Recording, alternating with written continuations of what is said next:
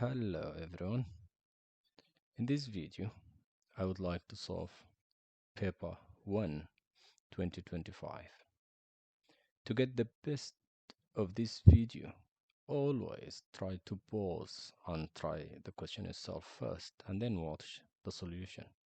Even if the question is easy, try to watch. Maybe you'll get to know another way, an easier way. And also in the description below, I added many links for the topics that you may need to revise if the question is difficult or something. So there are similar shapes, there are a lot of nice questions in this paper. Let's go, question 1. Good question. Alright, so let's start question 1.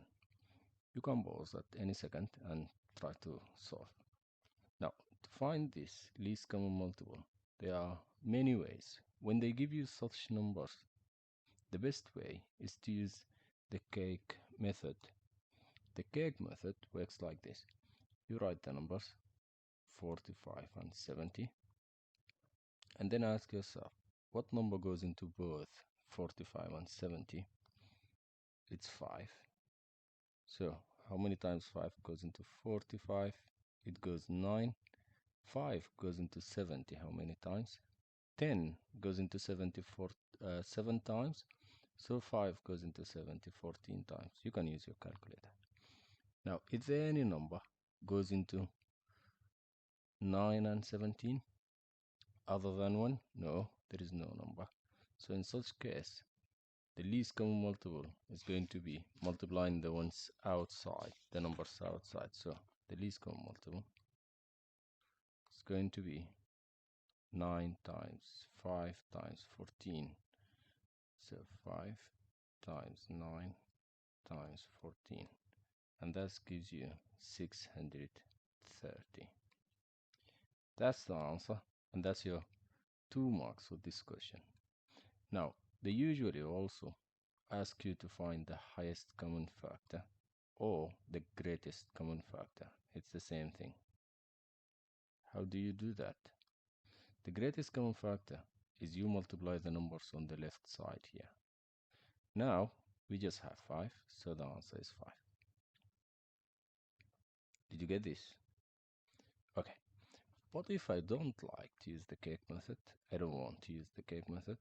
Is there any other way? Yes, there is. The prime factorization. So again, write your numbers 45 and 70 and do the prime factorization. 45 can be divided into 5 and 9. 5 is a prime number, so let's circle the prime number. Oh, strange looking circle. 9 is not a prime number, so we'll continue dividing. 9 is 3 times 3. So 3 and 3 are prime, so we circle them. Now we do the same for 70. It's 7 times 10. So we circle the prime number. 10 is 2 times 5. 2 and 5 are both prime, so we circle them. Once you get to this point, it's better to do this Venn diagram. So that's 70, and that's 14 here. And then start writing the numbers. Start with the common numbers. What number goes into both of them? It's this 5. 5 goes here and there. 5 is here and there, so you write the 5 in the middle. Now what's left in the 45 is 3, 3, and 9. And what's left on the 70? It's just 7 and 2. Oh, I don't know why I wrote 9 here. 9 is not a prime number. So that's it. Now, the least common multiple is just going to multiply everything, every number inside here. So it's going to be 3 times 3 times 5 times 7 times 2, which gives you the same number, 630. If they ask you to find the greatest common factor or the highest common factor, though, it's just the one in the middle, the one that is common which is this nice 5. Did you get the other way of doing this? Now you have 2 ways. You're never getting this wrong in the exam. And that's your 2 marks. Now let's go to question 2. This is bounds, upper and lower boundaries. So let's look at the question. Okay, so for this question, we will do the question and then we will create our own questions. Like, we will try to imagine what will be in your exam, and we will do different questions for the same, so you understand the topic carefully. So this is lower and upper bounds. First, let's answer this. The most important part is the place value. It's 1 decimal place. 1 decimal place is this. Always start by dividing this by 2. 0.1 divided by 2 is 0.05. This is important. Now, if they ask you to find the lower bound, you will just do the number that they give you, which is 142.8 minus this number, and that gives you 142.75. If they though ask you to find the upper bound, you will just add, so it's 142.8 plus 0.05, and that equals 142.85, and this is calculator allowed, so it's alright, you can use your calculator. This is now the full answer, and that's the 2 marks. But then let's look for other scenarios. The first scenario is, what if they change the place value? Now let's read the question again. The length of a ship is 142.8 meters. Correct to the nearest tens. How would you do this? To the nearest tens, the place value is 10. Divide the place value by 2, it's 5. Now you either add or divide 5. Did you get it? So these type of questions you should be ready for. Alright, now let's go to the third question. Question 3. Oh, show that. This is a nice question. Question 3 is 3 marks. It says, show that 2 1/4 times 1 5/7 is equal to 3 6/7. 6/7. To do this, I'll first multiply here and add there, multiply here and add there. Now what's 2 times 4? It's 8, plus 1 is 9, so it's 9/4 times 1 times 7 is 7, plus 5 is 12/7. We don't change the denominator, always keep the same denominator. And now that's equals, we can divide 4 by 4, it's 1, 12 by 4 is 3, and then multiply. 9 times 3 is 27, 1 times 7 is 7. So how many times 7 goes into 27? It goes 3 times, which is 21. What's the leftover? 6, 7. And that's your final answer. And that's your 3 marks. Yep, see the 3 marks. Now let's look at this probability. Nice. Question 4, probability, and it's 5 marks. This is a lot, so let's do it. The question says, here is a biased 5 sides spinner. When the spinner is spun, it can land on blue, green, or purple, or red, or 4 colors. The table gives information about the probability of the spinner landing on each color. The blue is 0.12, the green is that, the purple is this, the red is 4x, the yellow is x, And the first question says, work out the probability that the spinner lands on blue, on green, or on purple. That's nice. The first thing we need to do now is to find the value of x. Right? How do we do that? We know the sum of the probabilities should add to 1. So all these should just make one whole. That's very good to know. Now, if we know that, we start by adding 0.12, 0.2, and 0.38. So if you add these three, this gives you 0.7. Now 0.7 plus x plus 4x, which is 5x, should equal to 1 whole, right? That means 5x equals 0.3, which is 1 minus 0.7. I just did minus 0.7 here, and I did minus 0.7 here. This cancels, so 5x is 0.3. That gives you x to be divided by 5, divided by 5, it's 0.06. That's very good. Now, if we got x to be 0.06, let's just put it back. So x is 0.06. That means 4x is 4 times 0.06, which is 0.24. That's amazing. Now, the question asks the probability landing on blue, green, or purple. Now, what's important is the sign between them. It says or. When it says or, it means you add them. So we add blue, green, and purple. Blue is 0.12 plus green is 0.2 plus purple, which is 0.38. If you add this, it gives you 0.7. That's very good. Now let's look at the last question on this part. Max spins the spinner 350 times. Work out an estimate of the number of times the spinner will land on red.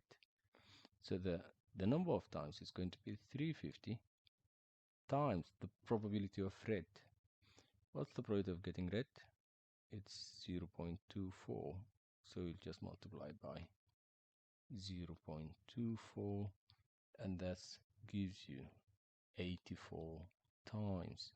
And that's your nice 5 marks in your pocket. That's 5 marks. Now let's look at question 5. Sets. Many students get this wrong, so let's do it. Question 5 is 4 marks. So the question says you have the general set, and then you have A equals 2, 4, B equals that, C equals this. List the members of the set A, this sign, B. This sign means union, and it looks like a U. This is to help you remember union. Union is when things come all together, right? So A or B is also called OR. Is when you write everything in A plus everything in B. So A is 2, 4, 6, 8, 10, and 12, and B is 3, 6, 9, 12. I just want to write them in order. So I write 2 first here, and then I write this 3, and then 4, and then 6, 8, 9, right? 10 and 12. So we got the answer of this part of the question. Now let's look at the next question. The next question says this is not B. Anything that is not in B. So what's B? B is just 3, 6, 9, 12. Anything here and not in B, which are 1, 2, the 3 is there, so we don't write it. 4, 5, 6 is in B, so we don't write it. 9 is in B, and 12 is in B. So anything that is not in B. So 1, 2, 4, 5, 7, 8. 1, 2, 4, 5, 7, 8. And I think 10 and 12. 10, 11. 10 and 11. Did you get it? So anything that is not in B. That's very good. Now let's look at the next part. The next part gave you some universal set again. That's the universal set here. And that's A, and that's B, and that's C.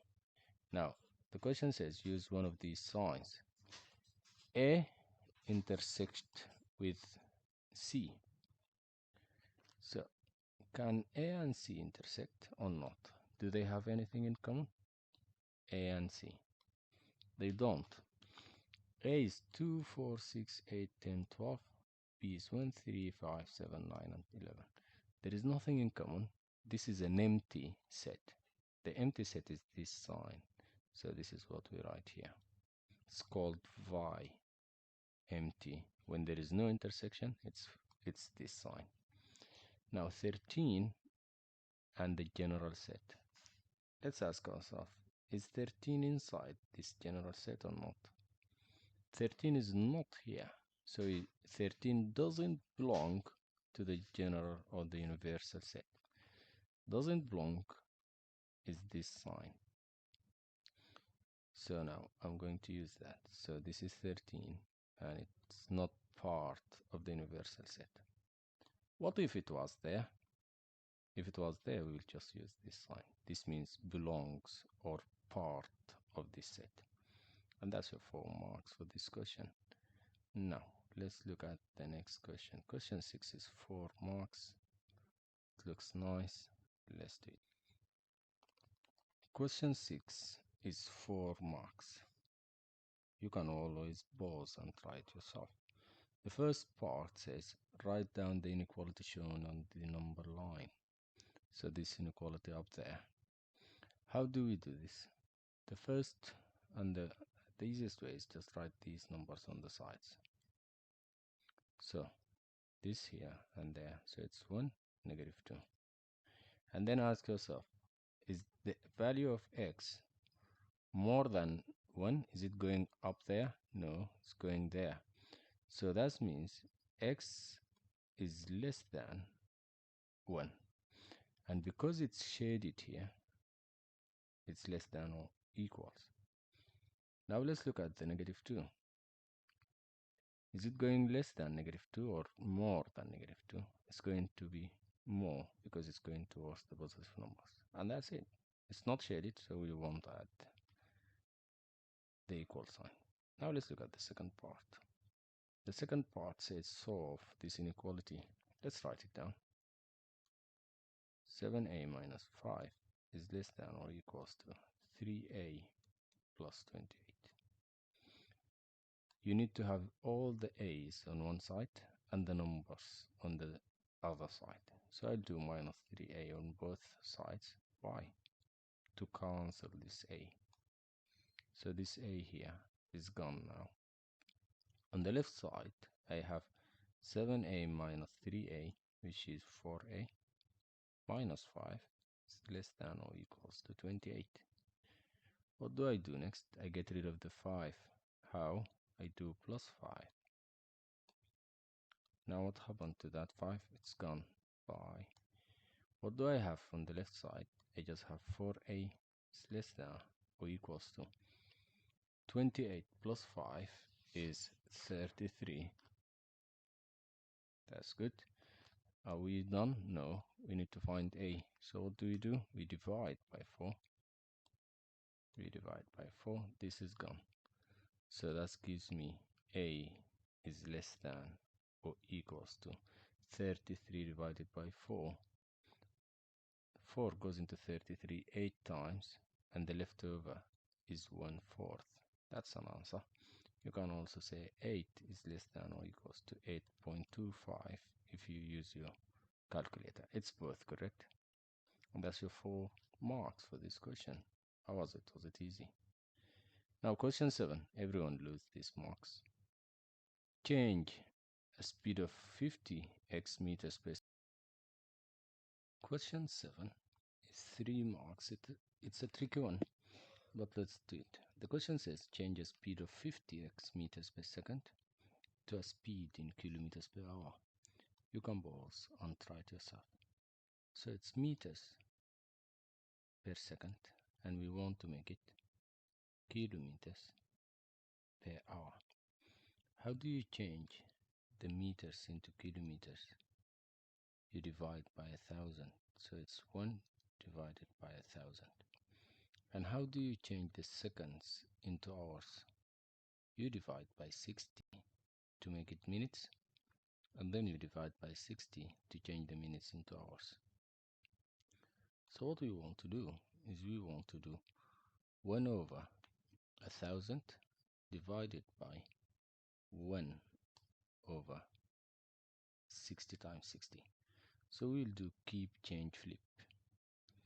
Let's just zoom in. Keep the first part, keep 1 over 1,000. Change this division into multiplication. Flip this part here. So it's going to be 60 times 60, which is 3,600 divided by 1. That's equals. These two zeros cancel these two zeros. So it's just 36 divided by 10. This is the factor which you multiply with, so it's 3.6. Now once you get this, go back and bring the speed. The speed is 50, so we will multiply this by that number. So it's going to be 50x times 3.6. 50 times 3.6 is 180, so it's going to be 180x. And that's your answer. That's your 3 marks for this question. Let's go to the next question. Question 8. Question 8 is 5 marks.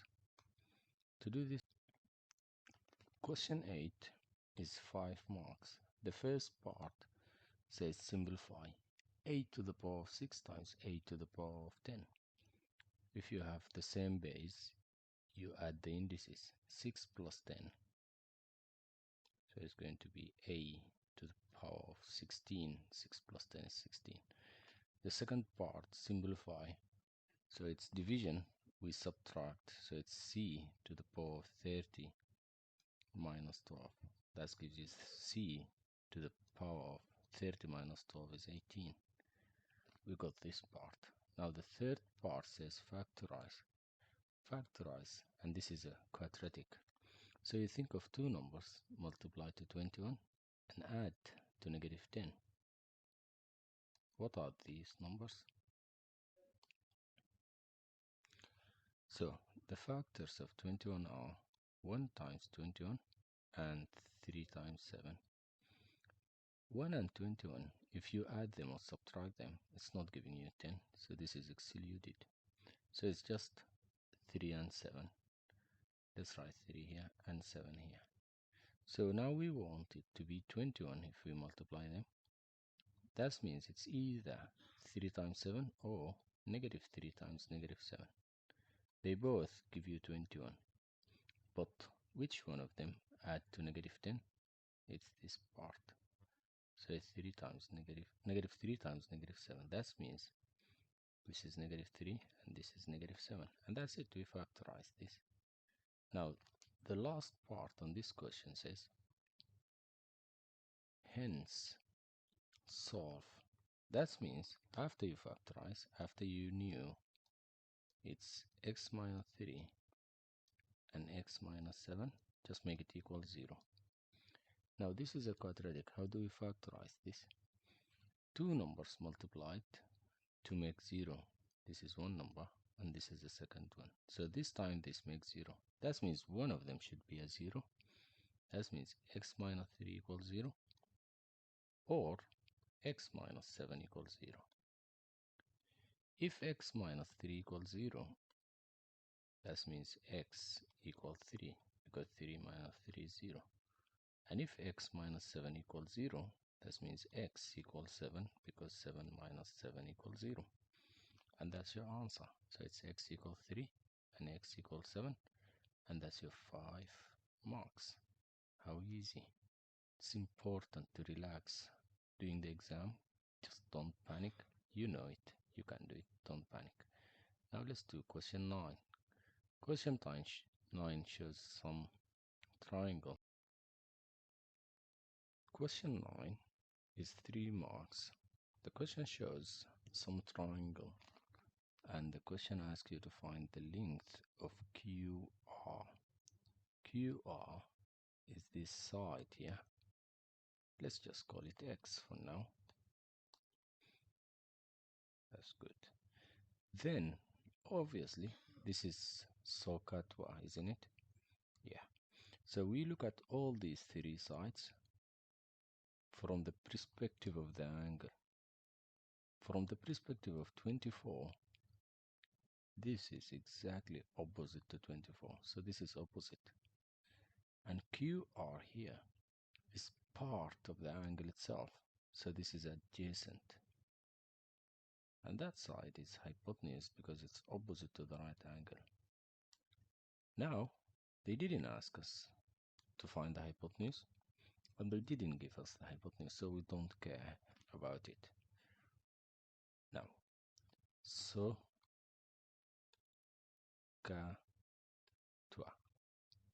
Which one of these 3 has O and A? It's this one. So let's write the triangle down here.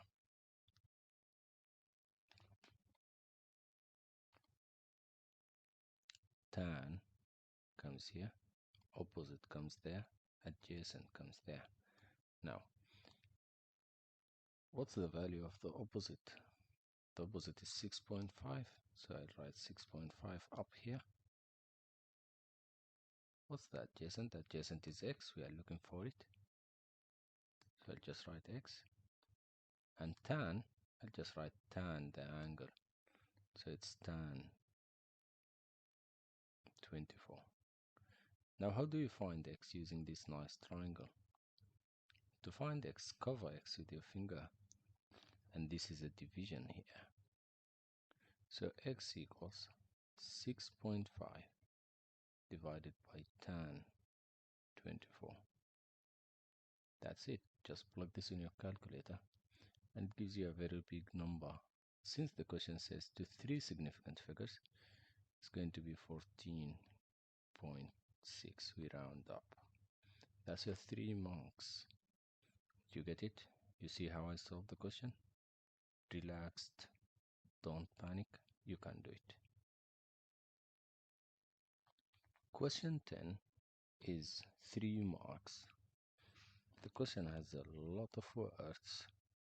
Let me just quickly explain what all this says. The question says there is a cylinder here full of water, and there is some box here, or there is a cuboid there with some empty space up here. This is empty. Someone called Izzy will pour all this water here.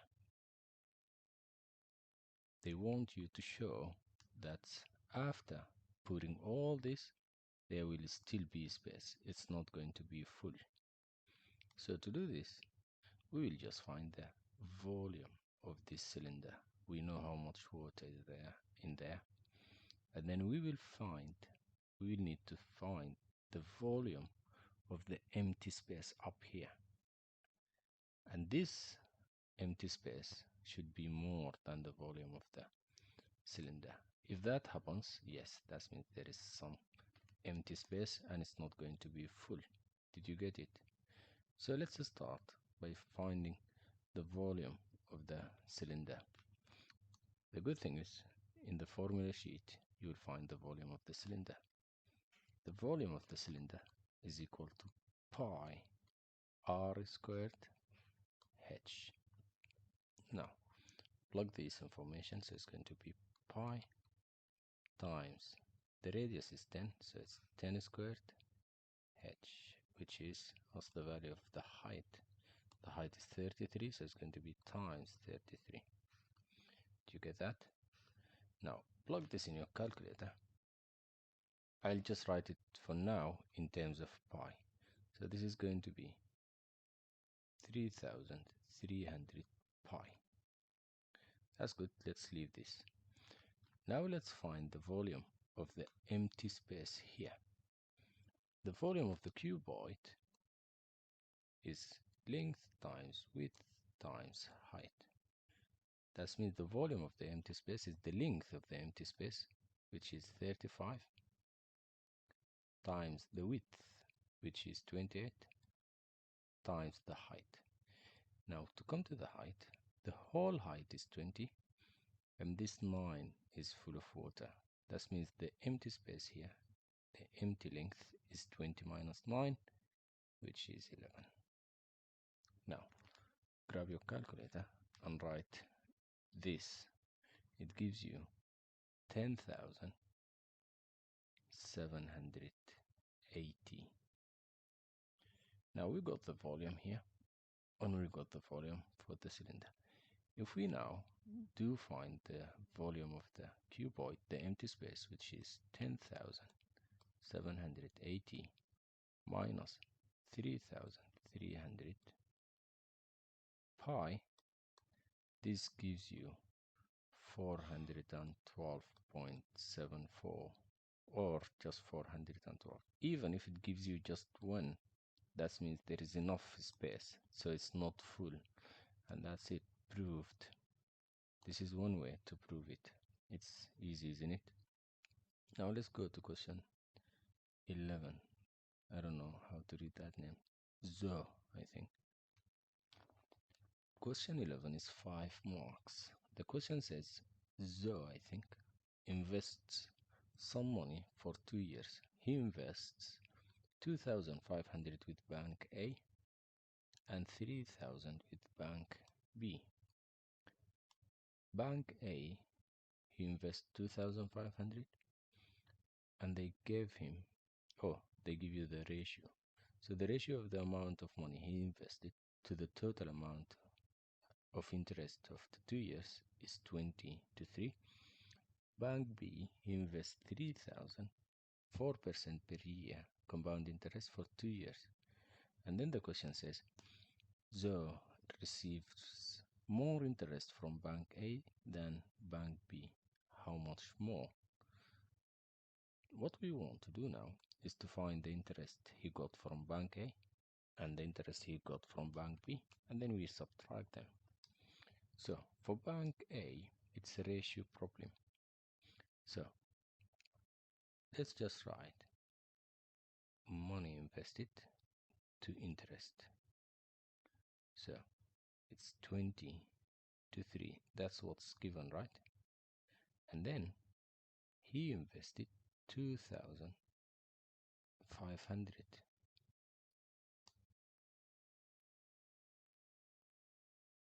Then this will be x.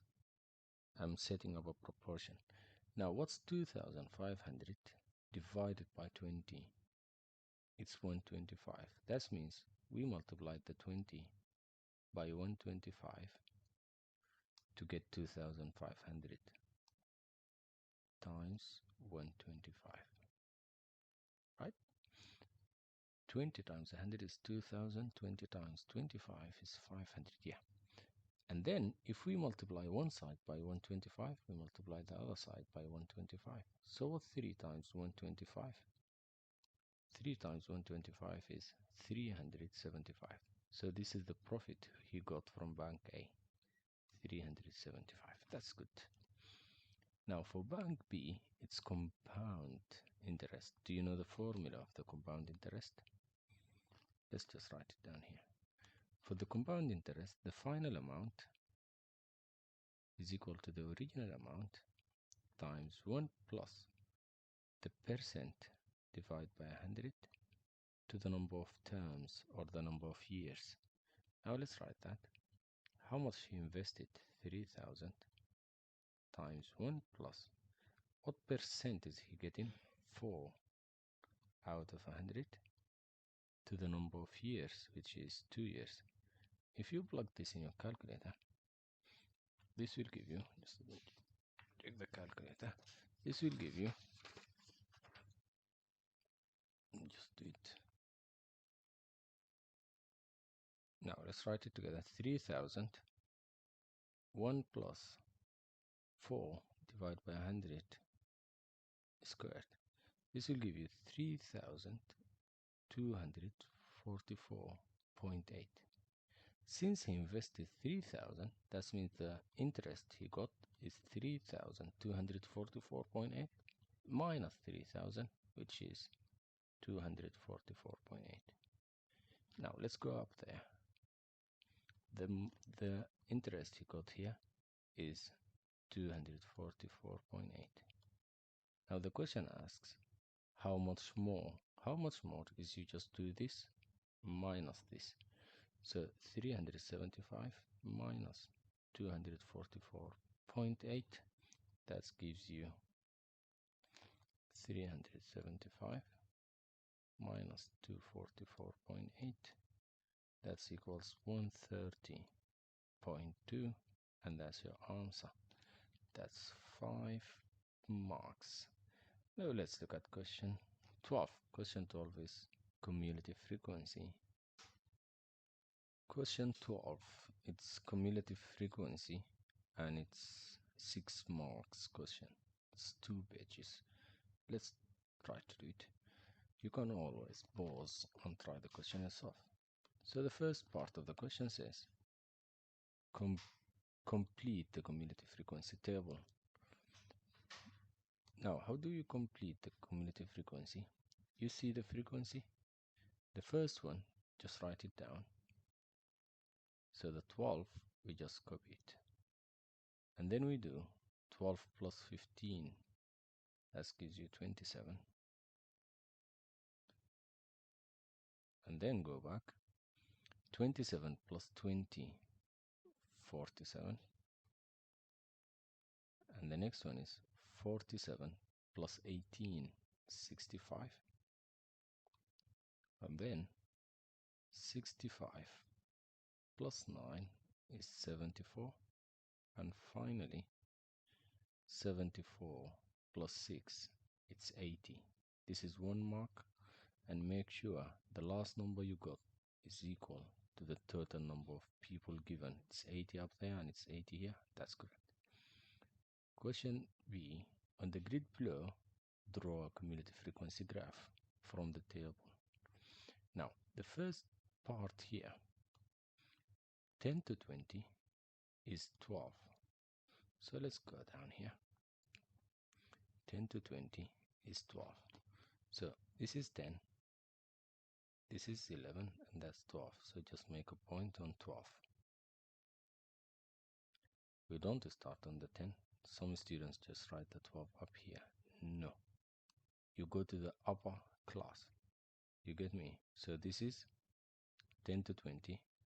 We represent the 12 on this part here. On 20, you represent 12. On the second one, on 30, we represent 27. So let's do it. 30, 27. So this is 30 here. Where is 27? Now, this line is 25, 26, 27 is here. Next one is 40 and 47. 40, 47. So, on the cumulative frequency, it's 47, and here is 40. So, this is 40 and 40. Now, this is 40 and 47. That's very good. Next one is 50 and 65. This is 50. This is 50 and 60. This is 65 exactly here. We don't need this line. Next, 60 and 74. 60 is here. This is 60. And this is 70. So where is 74? This is 75, so this is 74, just below it, right? And then last one, finally, it's usually on the corner. It's 70 and 80, so that's correct. 70 and 80, that's 80, and that's 70. That's good. Now, how do we make the line? That's the question. You start on the first number here, 10. So from 10, you go like this, hand written. Try to make it on your hand. This is a very strange line. Let's just try to make it better. It's very difficult to do it on the tablet. I'm trying my best.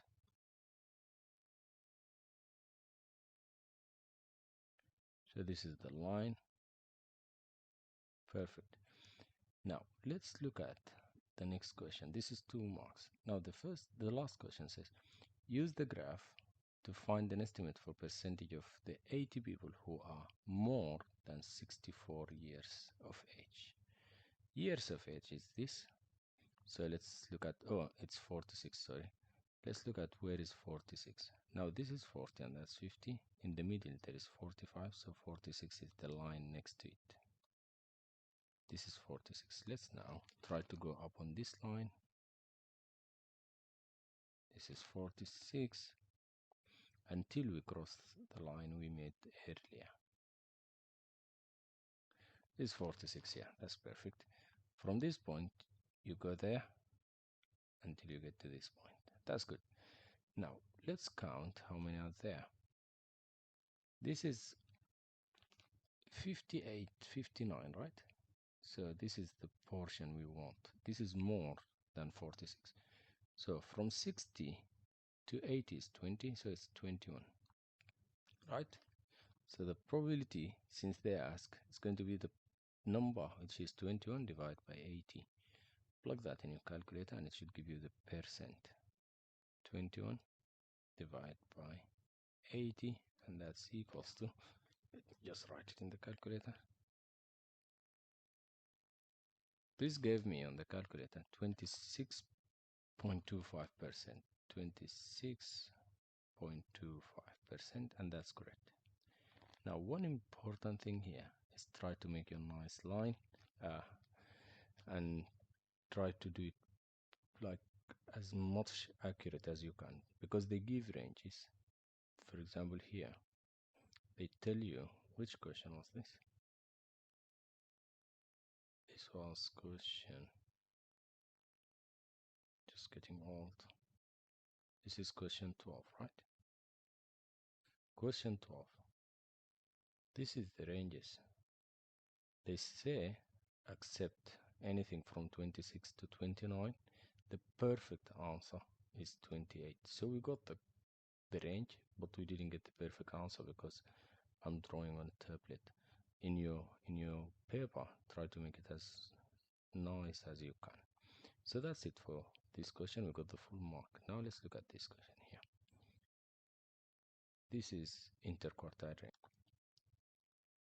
Question 13 is 2 marks. The question asks to find the interquartile range.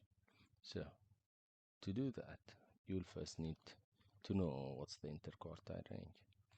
The interquartile range is equal to Q3, which is the upper quartile, minus Q1, which is the lower quartile.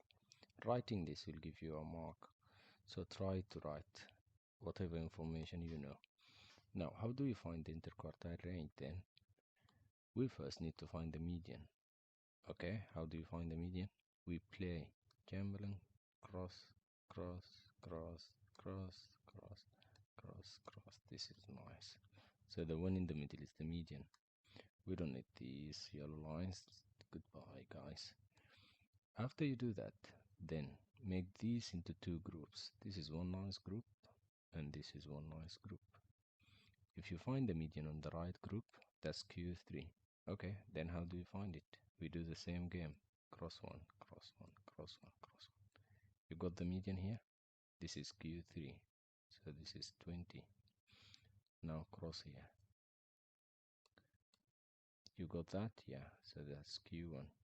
Now the interquartile range is 20 minus 12, which is 8. And that's it. How was it? Was it fun? Yep. Now let's answer question 14. It looks hard, and it's just 2 marks. That means it's not hard. Let's do it. Question 14 is 2 marks, and this is a calculator allowed paper. However, if you plug this in the calculator, it will tell you some error. So don't try to. Let's try to do this. Now I'll just first write it so it looks better. 6.7 times 10 to the power of 135 plus 3 times 10 to the power of 134. I meant to look bigger, not better. I don't think it's better. Now what I will do, I will try to make these numbers to be the same. 10 to the power of 134, 10 to the power of 134. What do? I'll take 110 out of this. So actually, the first number is going to be 6.7 times 10 to the power of 1 times 10 to the power of 134. If that's correct? Yeah, that's correct, because if we multiply back, we add the indices, so it will give me again 135, right? So this is a correct math step. And I don't need this one because it's just 10. Plus 3 times 10 to the power of 134. Now let's look at the next step. Let's multiply these two. What's 6.7 times 10? 67 times 10 to the power of 134 plus 3 times 10 to the power of 134. Now, the 10 to the power of 134 is just like x. So this is 67x plus 3x. 67 plus 3 is 70, isn't it? So it's 70 times 10 to the power of 134. A student asked me, why didn't you add 134 plus 134? This is just like x, guys. So as if you have 67x plus 3x. It's going to be 70x, right? Now, the question asks you to write it in standard form. To write it in standard form, we'll just go back one step. So instead of 70, it will be 7 times 10 to the power of. Since you went back, you add 1 here. It's going to be 135, and that's your answer. If you go back 2 steps, you add 2 here, and so on. Did you get it? That's your answer. Let's go to question 15. Question 15 is 6 marks. That's a very nice question. Let's do it. You can pause and try it yourself. Question 15 is 6 marks. It has 2 parts. So part A says solve. To solve this, we don't need denominators. That's the most important thing to do. We don't need these numbers here. So how do we get rid of them? We multiply everything by 3 times 4. We multiply it by 3 and multiply it by 4. So what will happen now? So if you multiply this, you multiply it here, you multiply it here, and you multiply it there. So the first part will be 3 times 4, and then times 5a plus 8 divided by 3. Just make some brackets. Minus, this part is going to be 3 times 4, brackets, 2a plus 5 divided by 4 is equal to 23 times 3 times 4 is 12. On this side, I'll just write 12. Now, let's see how things will go. On this side here, the 3 and 4, the 3 and 3 will cancel each other. And on this part, the 4 and 4 will cancel each other. So we got rid of them. That's good. Now let's multiply the 4 inside here. 4 times 5a is 20a minus 4 times 8 is 30. It's plus, I'm sorry, 32. Now, this is going to be minus 3 times 2a minus 3 times 5. So it's going to be minus 6a, and then minus 10 equals 23 times 12 is 276. That's very good. Now let's combine like terms. 20a minus 6a is 14a. 32 minus 10 is 22 equals 276. Then, alright, I think I did something wrong. Oh, yes, you didn't. This is wrong. 3 times 5 is not 10. I don't know why I wrote 10. 3 times 5 is 15. And then when we do 32 minus 15, it gives us 17. It's not 22. That's a horrible mistake. Now, we will do minus 17 on both sides to cancel this 17. So let's see how it goes. So 14a is equal to 276 minus 17. Just plug that in your calculator. Well, I'll just try to do it myself. So this is 6 and this is 16. 16 minus 7 is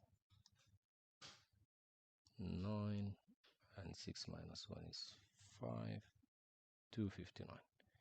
And then divide that by 14. 259 divided by 14.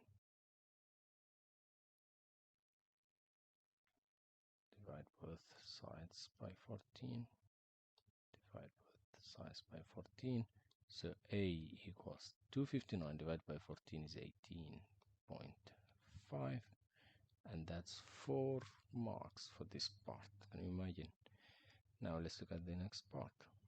Express brackets root y divided by 3 all to the power of negative 1 in the form cy to the power of n, where c and n are numbers to be found. So you can't just write c and n, you need to find the numbers. To do this question, the negative here will disappear or becomes positive if you flip the numbers inside. So the first thing I'll do, instead of root y divided by 3, I'll write 3 divided by root y, and it's going to be all to a positive power of 1. Since it's 1, we don't need it. Now what I will do, I'll rationalize the denominator. I'll multiply by root y divided by root y. So this equals 3 root y divided by root y times root y is just y. That's good. Now what I do next is the square root is a half, isn't it? So it's going to be 3y to the power of a half divided by y. Now bring this y up. So it's going to be 3y to the power of a half, y to the power of negative 1. And then we add the indices. So it's a half plus negative 1. That gives you 3y to the power of, what's a half plus negative 1? It's negative a half. So that's your answer. 3y to the power of negative a half, or 3y to the power of negative 0.5. It's both correct, and that's it. Now let's look at the next question. Alright, recurring decimals. Question 16 is 2 marks. You can pause the video and try it yourself. So the question says, use algebra to show that the recurring decimal 0.612 repeating the 1 and 2 is equal to 101 divided by 165. The first thing I'll do, I'll write x equals the number 0.6 and then 1, 2, 1, 2, 1, 2 repeating forever. What I'll do now is I'll just multiply by 10. So 10x will equal to, multiplying by 10 will make this 6 to jump here. So it's going to be 6.1212 forever. Now compare the decimal sides. Is this decimal part equals to this decimal part? Are they the same? No. So keep multiplying by 10. Don't multiply by 100. Small, step by step. So then 100x. If we multiply by 10, it will be 100x. Now this one will jump here. So it's going to be 61.2121, repeating. Stop and compare. Are these alike? Are these alike? Are these alike? They are not. They don't look alike. So multiply again by 10. It's going to be 1000x equals. Again, this will jump here. So it will be 612.1212 forever. Now compare. Obviously, these two looks alike. They both has 1 2 1 2 1 2 in the decimal part. Then we'll just do this minus that. So what's 1000x minus 10x? 990x equals 612 minus 6. It's just 606. And then the decimal part will cancel. This and this are the same, so they will cancel if you subtract them, right? Then what do? We divide by 990, divide by 990. This will cancel, so you'll have x equal 606 divided by 990, divide by 2, it will give you 303, divide by, or why do we divide? Once you get to this step, you can just write which equals to this, and that's your answer. 101 divided by 165. You can do that. You don't need to do it step by step, all of it. Once you get to here, just write equals that, and that's your 2 marks. Now let's look at this question here. Proof. This is where everyone is stuck. Question 17 says that proof for any 3 numbers which are consecutive multiples of 4, the difference between the square of the largest number and the square of the smallest number is always a multiple of 64. This is a nice question. You can try the question. You can pause and try it. So to do this question, there are 3 numbers consecutive multiples of 4. So what's the first number? The first number is a multiple of 4. So let's say it's 4x or 4n. What's going to be the next multiple of 4? It's going to be adding 4. It's going to be the first number, which is 4n plus 4. And what's going to be the third number? It's going to be the previous number plus 4. So it's going to be 4n plus 4 plus 4, which is 4n plus 8. Now these are the 3 numbers. Now the question says the difference between the square of the largest and the square of the smallest should always be a multiple of 64. So let's first find the square of the smallest. The square of this is 4n squared, and the square of the largest is 4n plus 8 squared. We then find the square here, and we subtract them, and then we see how it goes. We don't know. We just follow the steps because they said the difference, so we'll just find the difference. So 4n all squared is going to be 4 squared and n squared. So it's going to be 16n squared.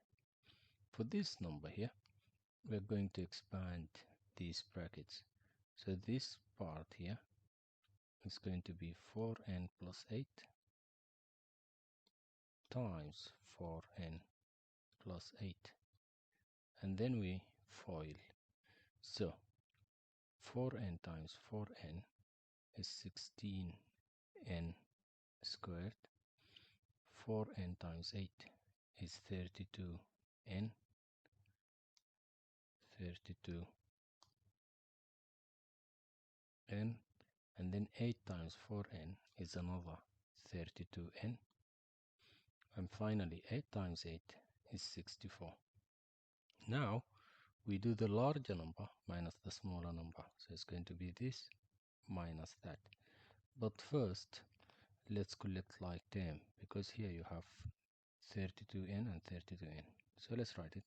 So 16n squared plus 32n plus 32n is 64n, and then plus 64 minus the smaller number, which is this one, 16n squared. Now the 16n squared cancel the 16n squared. 16n squared minus 16n squared will cancel. Then we will end up having 64n, alright, this 64n plus 64.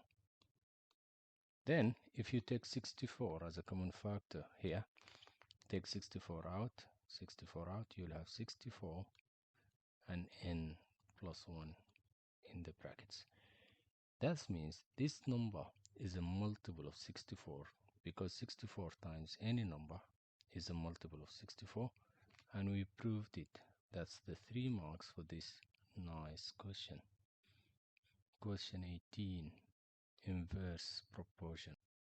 Question 18, inverse proportion. The question says f, let me just zoom in. This is better, isn't it? The question says f is inversely proportional to the cube of r. F equals 6 when r equals 2. Find the formula for f in terms of r. You can pause and try it yourself. So what I will do first, I write the proportional. So f, oh, this is very big. F is proportional. Inverse is going to be 1 over cube of r is r cube. Then change this into an equation. So that means f is equal to k divided by its cube. I'm sorry, it's not squared, r cube. Then substitute the value of f and r. F is 6, so 6 equals k divided by r is 2, so it's 2 cube. From this, we can just do the cross multiplication to get k, right? Multiply this, gives you k. So k equals 6 times 2 cube is 8, so k is 48. Once you get k, just plug it back here in this formula. So f equals k, which is 48, divided by r cube. And that's your answer for this part. They ask you to find the formula for f in terms of r. We got it. Then find the value of r when f equals 3072. First, bring the formula down, the one we just got. So it's f equals 48 divided by r cube. They give you f. F equals this, just put this here. So 3072 is equal to 48 divided by r cube. Okay, then how do you find r? This is denominator of 1, right? You can just add 1 there to make it easier. So cross multiply. That means 3072 r cube is equal to 48 times 1, which is 48. What do I do next? I'll divide by 3072, divide by 3072. This side cancels. So you will end up by r cube equals. So what's 48 divided by 3072? If you plug this in your calculator, it gives you 1 over 64. But then this is r cube and we are looking for just r. So take the third cube root for both sides. That gives you r is equal to 1 over 4. This is calculator. I'll just plug in your calculator the third cube of 1 over 64. The third cube, you can find it by pressing shift and then the sign of the third cube. And that's it. Now, if you are using, the Casio 991 calculator. Now let's look at question 19. This looks fun. Canela. It's a nice name. Canica. Question 19 is 3 marks. It's a nice question. Let's read it. Canica has 9 counters. They have these numbers on each of the counter. She puts the 9 counters in a bag. She takes at random a counter from the bag and doesn't replace the counter. This is important. She then takes a random second counter from the bag. Work out the probability that the sum of the numbers on the 2 counters is less than 5. If you want to try this, you can pause now. So, to answer this question, there are many different ways to do it. I'll do it the easiest way I can. Now, to get a sum less than 5, because that's what she said, she wants the sum to be less than 5. We can't take 5, 6, and 6. This is out of this question, so you don't need them. Now, we have these numbers. If we just take 1 in the first attempt, 1 can go with this, this, this, or that, right? Yes, because 1 plus 1 is 1. If we take 1 and 2, it's 3. 1 and 3 is 4. So for this first one, there are 5 ways to connect and get less than 10. Alright, so now for the second one here, we can take this one and that one. We can take this one and 2. We can take this one and 3. This one and this 3. This one and that 3. That's also 5 ways on which we can use this one. So it's another 5. That's good. Now, if we take the 2 can't go with 3 because 2 and 3 will make 5. So we don't want anything more than 5. The question says just less than 5. So this 2 can go with 1 and can go with that one. So how many are there? There are just 2. Alright, that's good. Now, let's look at the 3 now. This 3 can go with this one and this one. It can't go with 2. It can't go with 3 because then it will be more than 5, isn't it? So there are 2 ways for this specific 3. For this 3, there will also be 2 ways to choose, and for this 3, 2 ways to choose. So each 3 has 2 ways of choosing. So it's 6 attempts. Now if we add these, 5 plus 5 plus 2 plus 6, it gives you 18 tries. Then what's the total? 18 out of what? 18 out of, there are 9 counters. You can choose any of these 9 counters in the first attempt, which is 9.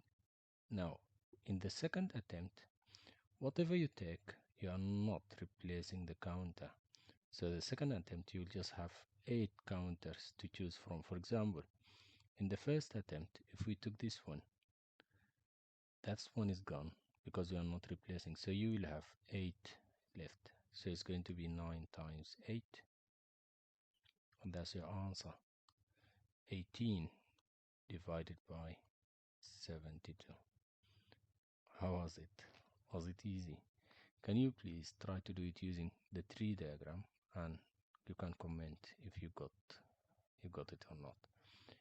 And question 20. Question 20 is 3 marks.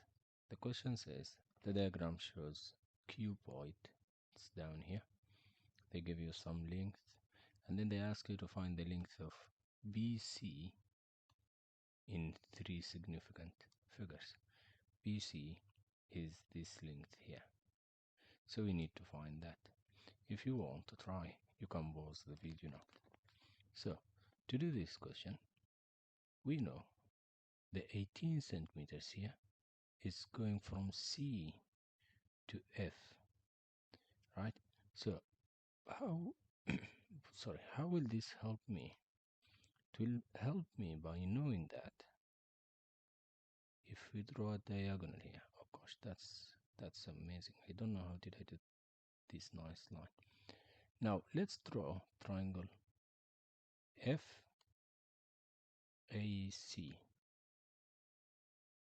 FAC. Now FA is 7, FC is 18, and this is a right angle. We can use Pythagoras here to find the length of AC, which will help us a lot. Now, to find AC, it's going to be AC, the square root of 18 squared minus 7 squared. Plug this in your calculator and it gives you the answer. So 18 squared minus 7 squared. You will get 16.58312395178. This is not a final answer, so you need to write it all, please. If it's not a final answer, you write it all, and most important, keep it in your calculator because we will use it now. So now, after we did that, let's draw triangle ABC. So this is triangle ABC here. ABC. Alright, so what's AB? AB is 9. BC is what we are looking for. And AC is answer. You have it in your calculator as answer, right? So how do you find BC, which the question asks? BC, using Pythagoras again, is going to be the square root of this very big number here, which is in your calculator as answer. So square root of answer squared minus 9 squared. Plug that in your calculator and it gives you the following. Let me just write it. So it's the square root of answer squared minus 81, which is 9 squared. That gave me 13.928388. Since the question says to 3 significant figures, we'll just round to 3 significant figures. So this is what I see on the calculator now. 3.928 and a lot of digits to 3 significant figures is just the first 3 number, so 13.9, and that's our nice 3 marks. The second question, I think that's functions. Yeah, it is. Question 21 is 3 marks. The first part says the curve with equation y equals f of x has one turning point. The coordinates of these turning points are -6 and 9. Write down the coordinates of the turning point on the curve with equation y equals f of 3x.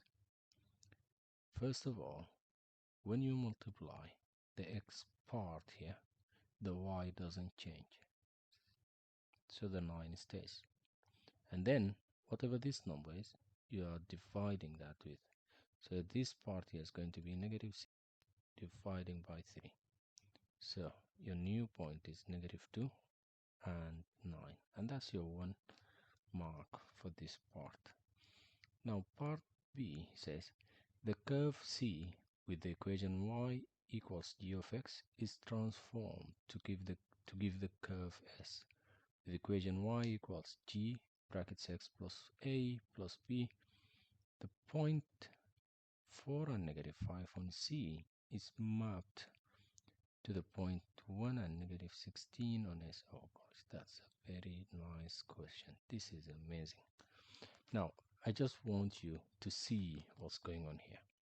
Now let's draw x and y. There is some curve, and the point 4 and -5 was here, isn't it? Yeah, let's assume this is 4 and -5. So we did some transformation, and this point, let's say this is 4, and this point moved to come to 1 and -16, so it moved here to 1, and let's say this was -5, so -16 is way down there. I'm just putting it here, -16. So the point moved from here to here. You get it? This is what the question saying. Now what should we do then? What happened? What type of transformation is this? First of all, if the graph moves left, that means we did plus for x, right? And if the graph went down, we did minus for y. So this is plus in the x part and minus in the y. So how many steps did this graph move left? From 4 to 1, it went back 3 steps. So that means we did plus 3, right? And then from -5, it went down to 16. That means we went down -11, right? So that's it. They said write the values of a and b. A is 3 and b is -11. Isn't it fun? This is a nice question. Just write it here. A is 3 and b is -11, and that's your 3 marks for this question. Now let's look at question 22. Quadratic simultaneous. That's fun. Let's do it. Question 22 is 5 marks. It's quadratic simultaneous equation. If you would like to, you can pause the video and try it yourself. Alright, so let's do it. The first thing is I'll start with the second equation here. I'll make y the subject. So let's do minus 2x minus 2x. This is cancelled. So you get y equals 3 minus 2x. Good. Then, instead of this y up here, I'll substitute the value of 3 minus 2x. Do you get it? Let's do it. So the first part, x squared with no change, plus, instead of y, I write the value of y, which is 3 minus 2x squared, and that's equals 41. X squared stays. Now let's expand these brackets. It's going to be 3 minus 2x. I don't know why I made it so small. 3 minus 2x. Then the x squared still stays. It's resting for now. Plus. Now let's multiply. 3 times 3, 3 times 2x. So 3 times 3 is 9. 3 times -2x is -6x. And then we multiply this 2x here and this 2x there. So minus 3 times 3, minus 2x times 3 is minus 6x. And then minus 2x times minus 2x is plus 4x squared. And that's equals to 41. That's very good job. Did you get all this? Now, let's do what? Let's combine like terms.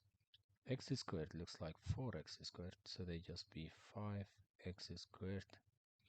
And then minus 6x and minus 6x look alike, so it's minus 12x. And then this is plus 9 equals 41. Now let's bring this 41 to the other side, so you will have 5x squared minus 12x plus 9 minus 41 equals 0. That gives you 5x squared minus 12x, and then what's minus 9 plus 41? It's just like 41 minus 9, which is 31. So it's minus 32. You can use your calculator. Equals 0. That's very good.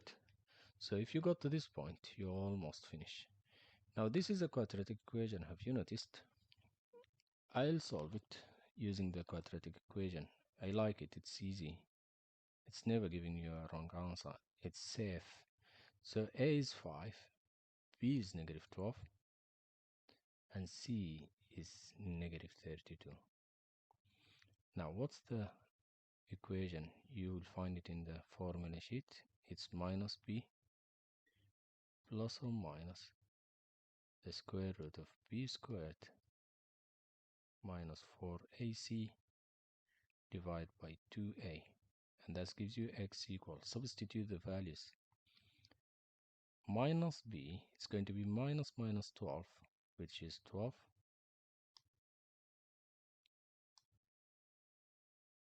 plus or minus the square root of B squared.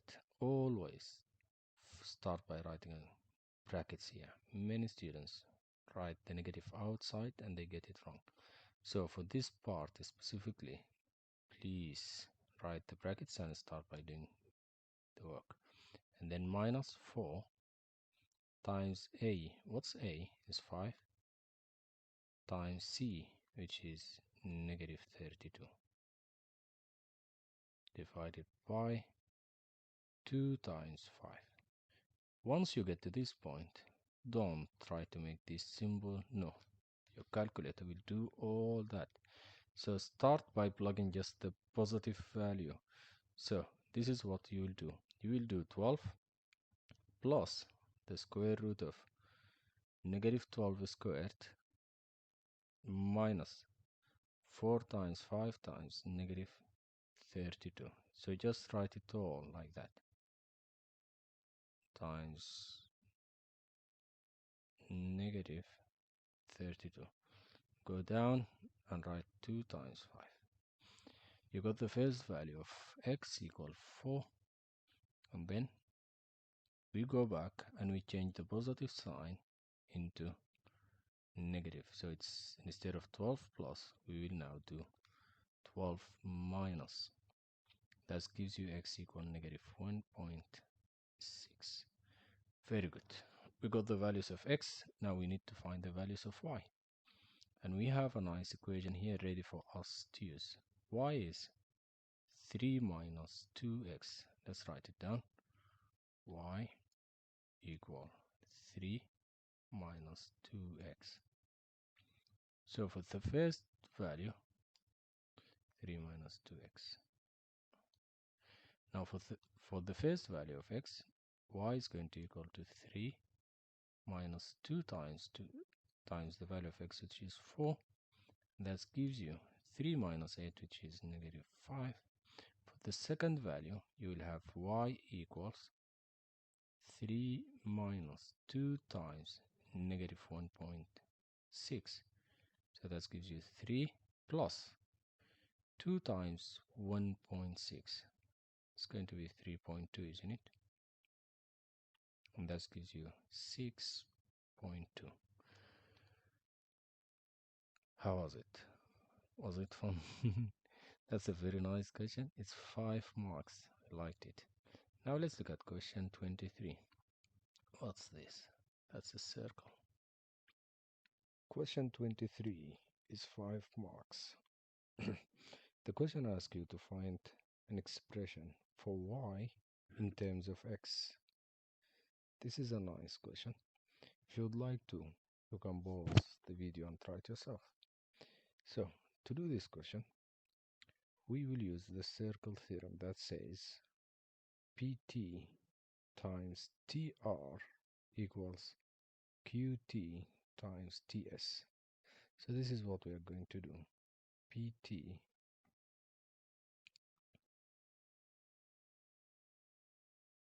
times TR is equal to QT times TS or ST, it's the same. Again, this times this is equal to this times this. That's what we're going to do. Now what's PT? PT is 3y minus 5 times TR, which is RT similar, which is 4x, which is equal to QT is y plus 3 times TS, which is x plus 2. That's very good. So what do we do next? Now we just do algebra. We combine like terms, we expand brackets, and that's it. Now on the left side, I'll just multiply the 4x here and there. So 4x times 3y is 12xy minus 4x times 5 is 20x. That's good. And that's equals to, on the right side, I'll multiply here and there, which we'll just do FOIL and multiply here and there. So what's y times x? xy plus y times 2 is 2y plus x times 3 is 3x, and finally 3 times 2 is 6. That's very good. Now to make y the subject, we need everything has y to be on one side. So I can tell there is 12xy on the left side. I want to move this, so I'll do minus 12xy on both sides. Let's just move this up. Now if we do minus 12 on both sides, this will cancel. I'll only, in the same time, why don't we just do minus 3x here, minus 3x there, and also minus 6 here, and minus 6 there. Now on the right side, this 6 will cancel, and this 3x will cancel. That's amazing, that's good.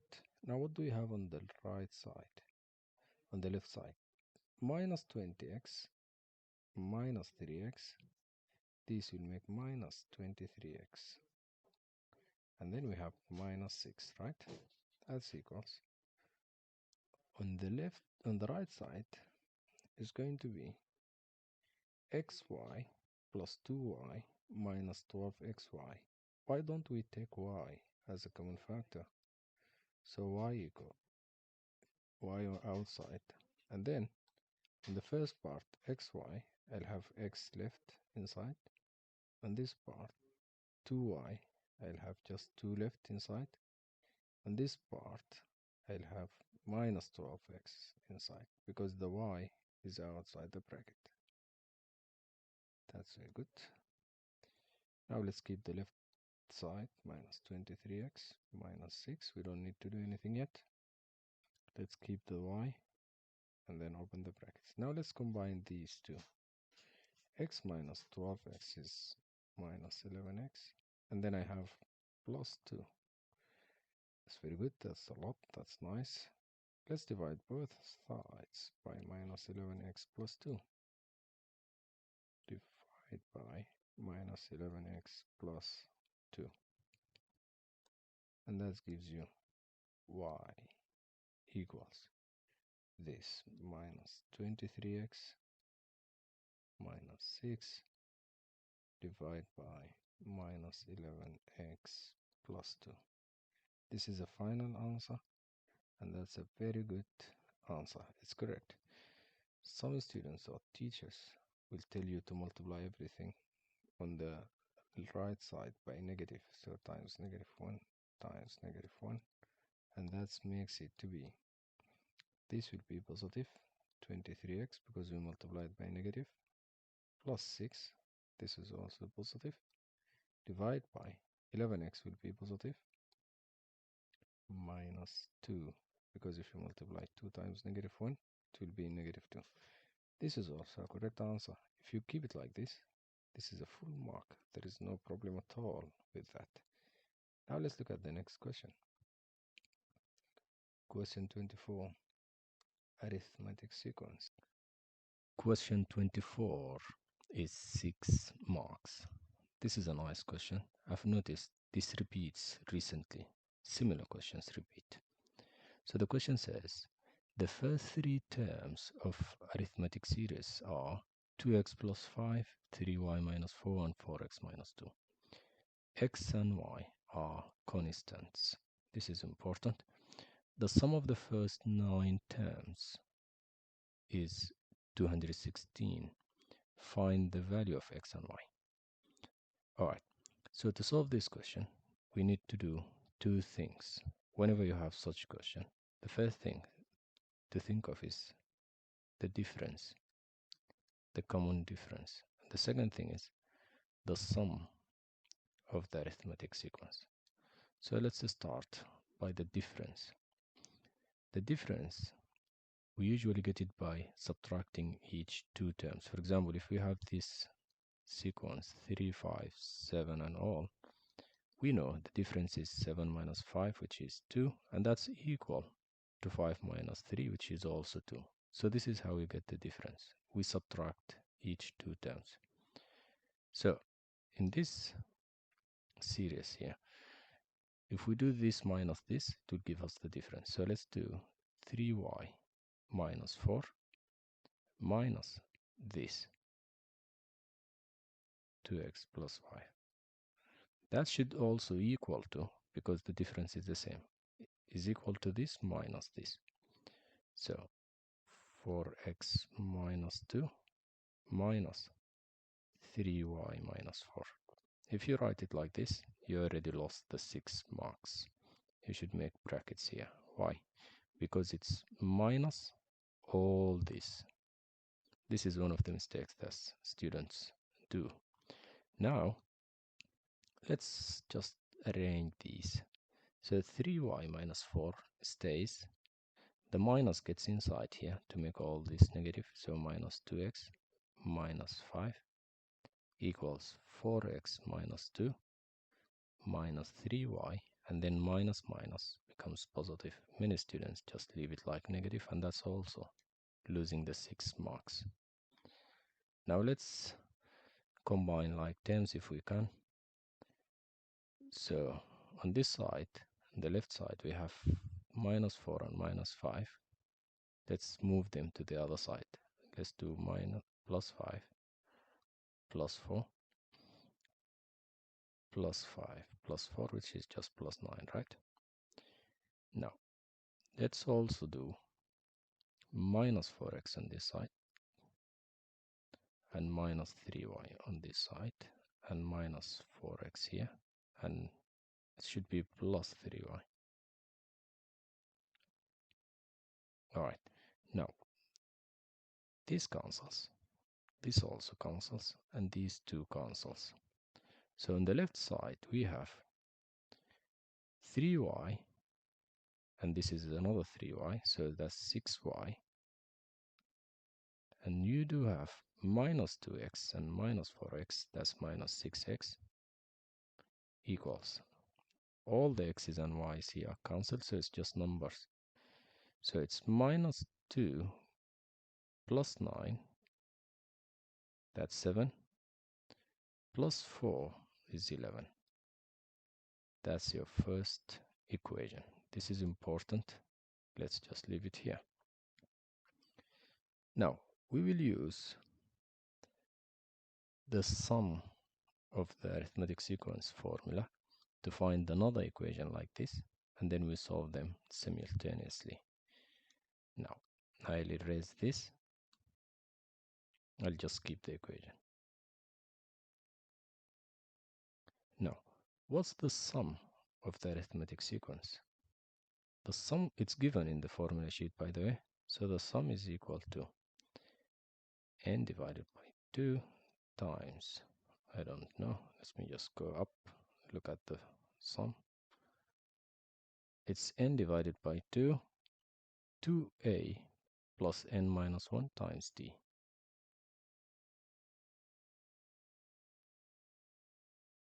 Where is it? Yes, here. So n divided by 2, and then 2a plus n minus 1 times the difference. That's good. That's very good job. Now, what's A? A is the first term. What's D? D is the common difference. N is the number of terms. And S is the sum. So let's plug the values here. Instead of S, I write the sum. The sum is 216. So 216 equals N. They gave you the 9 terms. So 9 divided by 2. 2A. A is the first term. So it's 2 times 2x plus 5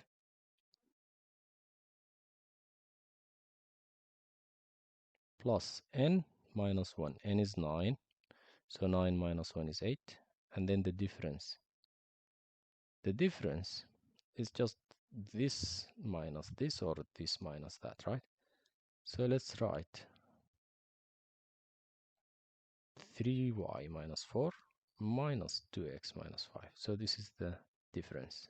Let's just make a space for the difference. So 3y minus 4 minus 2x minus 5, right? It's going to be minus 2x and then minus 5 because the negative changes all. Now let's make this simpler. So 216 stays. 9 divided by 2. Let's stay for now. Now let's do what? Let's expand. 2 times 2x is 4x plus 2 times 5 is 10 plus here 8 times 3y is 24y. 8 times, let's add these together. Minus 4 and minus 5 is minus 9. So we do 8 times minus 9, which is minus 72. And finally, 8 times negative 2 is negative 16x. And let's close these brackets. Now what I will do is I will multiply both sides by 2 over 9y to cancel this. If we multiply both sides by 2 over 9, the 2 cancels the 2 and the 9 cancels the 9. Now this is gone. Let's just do this in the calculator. 2 times 216 divided by 9. 2 times 216 divided by 9. That gives you 48. So this side is now 48 equals. Now let's combine like terms.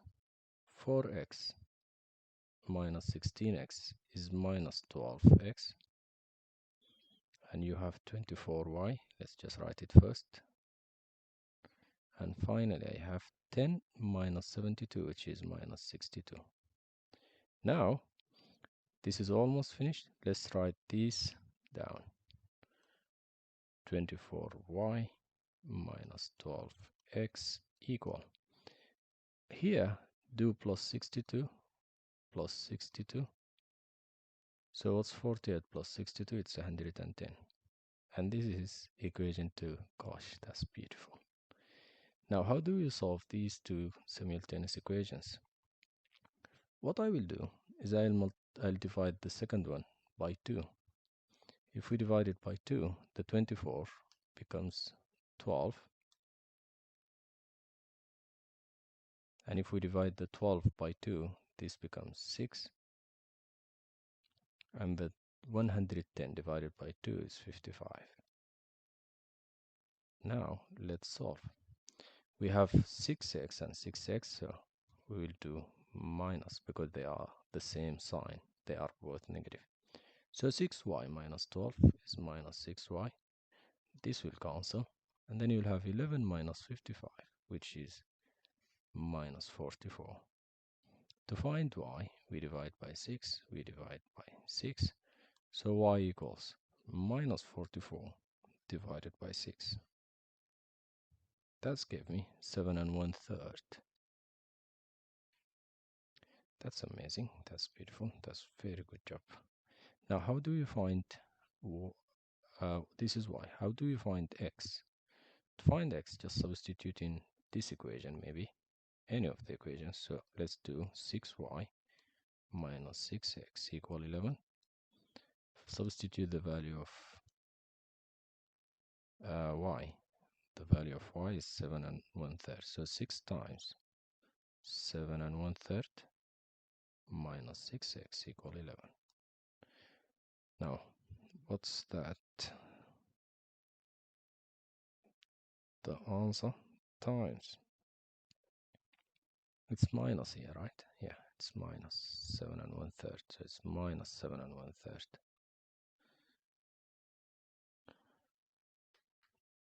Let's do it again. So I said this is minus because it's just negative 44 here. Now, what I would do is I'll just write it in the calculator. Before I do write it, I'll do plus 6x here, plus 6x there, and I will do minus 11 here, minus 11 here. Why? To move the 6x there and to get rid of this. Now, you will have 6 times negative 7 1/3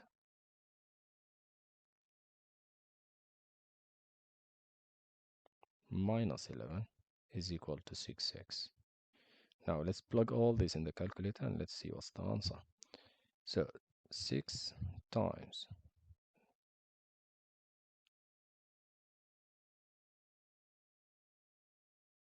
7 1/3, that's equals 44, they said, and then minus 11, that's equal 33. So this side is 33 equals 6x, divided by 6, so x equals 33 divided by 6, which is 5.5. How was this question? Gosh, look at this. This is a lot. They gave you, even in the exam, they gave you 2 pages to solve this. That's a lot, but it's fun. Now, question 25. Question 25. It's 6 marks. The question gave you this strange looking shape, and they told you angle BAC is 40, BAC. So this angle here is 40. Angle BCD is 130. BCD is this angle here. It's 130.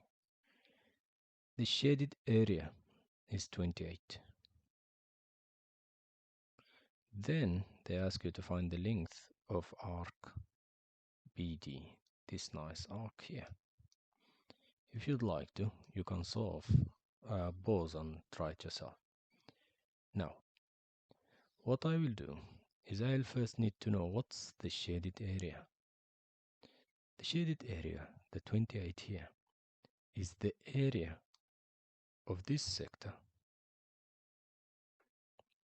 all of this, minus the area of this triangle, right? So, what's the area of the sector? The area of the sector is pi r squared, the area of the circle, times the angle divided by 360.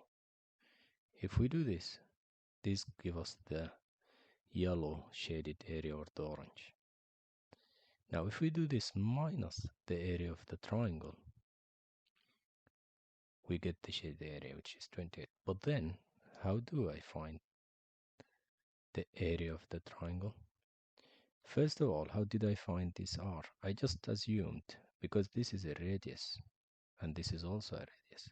So I assumed this length is r, because the radius is equal on both sides. So if that's r, this is also r. Now, using the cosine rule to find the area of this triangle will be half times this side times this side, so it becomes r squared, because it's r times r sine the angle, which is 40. Now let's write this. So this is going to be pi r squared times 1 times 40 divided by 360 minus half r squared sine 40. What's this? This is 28, which is the shaded area. Have you noticed now this looks like a quadratic we can solve, or we can manipulate this question, we can just solve it. Now what I will do is I'll take r squared as a common factor. So keep the 28, put r squared here, and everything else inside. So to make it easy, or let's just do it, I'll do right pi times 40 over 360 minus, here I will have half sine 40, right? Now I'll plug all this in the calculator to make things easier. Alright, so let's do that in the calculator. That's a lot, isn't it? So pi times 40 divided by 360 minus 0.5, which is a half, sine 40. All this gave me a very strange number. It's 0.0276, which I don't even need. Whatever that number is, I'll just do 28 equals this number, 0.02767 r squared, right? I will just divide 28 by answer, right? Which will cancel this, because this is the same thing. In your calculator, you already have it in answer, so just do 28 divided by answer. That gave me a very big number. It gave me r squared equals 1011.851. I don't get scared. I'll just do square root answer. So that's gave me r, because I want r, not r squared. So r is 31.8096127. Why am I writing all that? Because it's not a final answer. If you round in your IGCSE or exams, you don't get the full mark. Only round the final mark. Now find the length of the arc. This is very good. Now let's erase all this.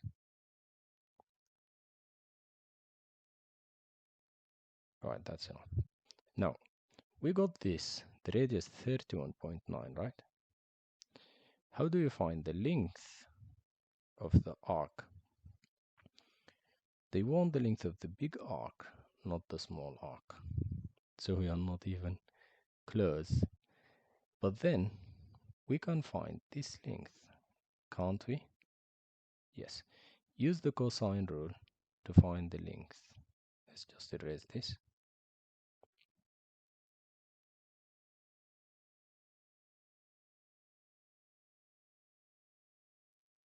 I'll call this side A. I'll call this side B, C, and the angle is A.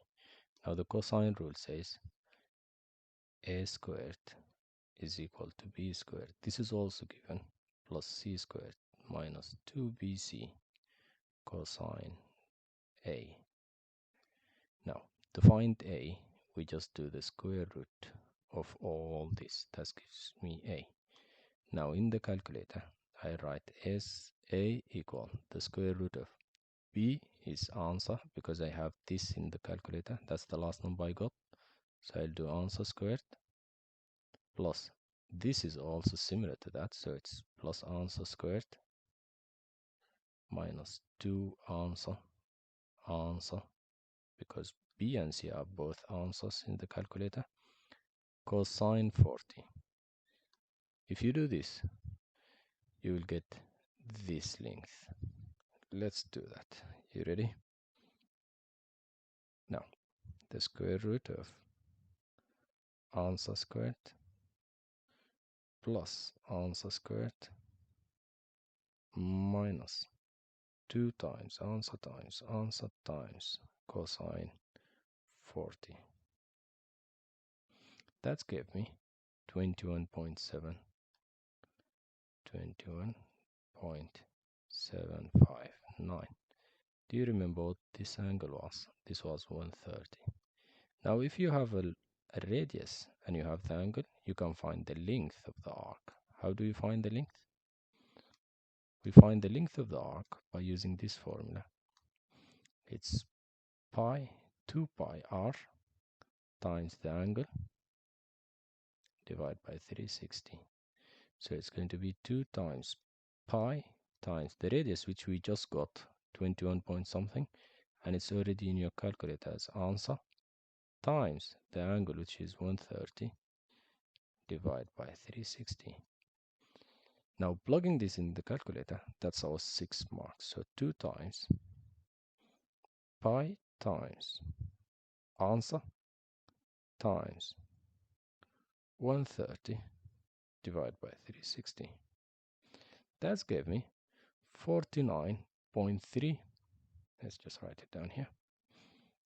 49.369733.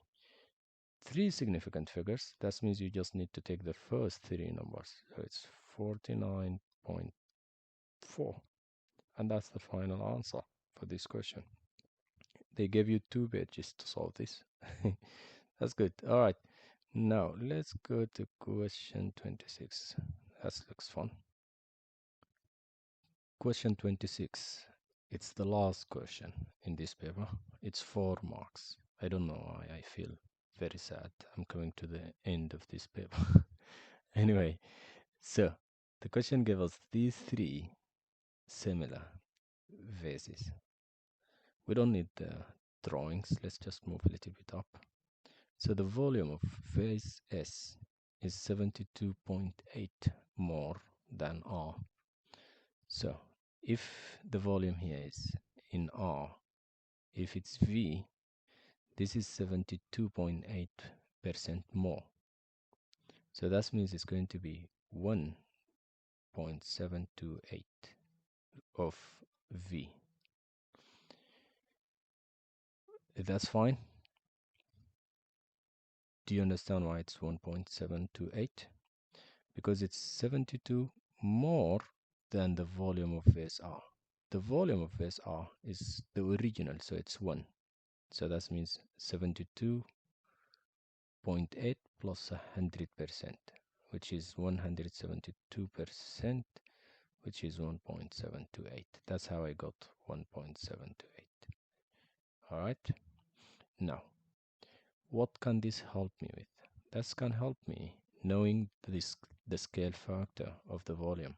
It's just 1.728. Okay, so what's that going to help me with? This is k cube. The volume scale factor is k cube. So this can help you find k. What do? You just find the third cube of 1.728. Okay, that gives you 1.2. Now this is very good. Getting to know these scale factors. Now, the question then says the height of R is h. So the height here is h. The height of vase T is 6h. So the height here is 6h. This will help me get the scale factor from T to R or from R to T. So if we do 6h divided by h, that means the scale factor is 6. That's amazing. Now, we need to find the scale factor from T to S. How can we find that? Since we know the scale factor is 1.2 from R to S, that means if the height of R is h, the height of S is 1.2 h. And that's the end of the story. We almost finished. Now we have the height here is 6h and the height here is 1.2h. If we divide these, 6h divided by 1.2h, that gives you the scale factor of the length. 6 divided by 1.2 is 5. Now, we got the scale factor. Let's read the question. The question says, the surface area of A, of S is A, of T is Ka. Find the value of K. So, if the scale factor is 5 of the length, which is K, the scale factor of the area is K squared. So it's 25. 5 squared is 25. That means the area from here to there is multiplying by 25. That means it's going to be 25a, and that gives you K equal 25. It's not 2.5, this is just something. How was this? Was it easy? That's 4 marks, and that's the end of this exam. Thank you for following. Bye.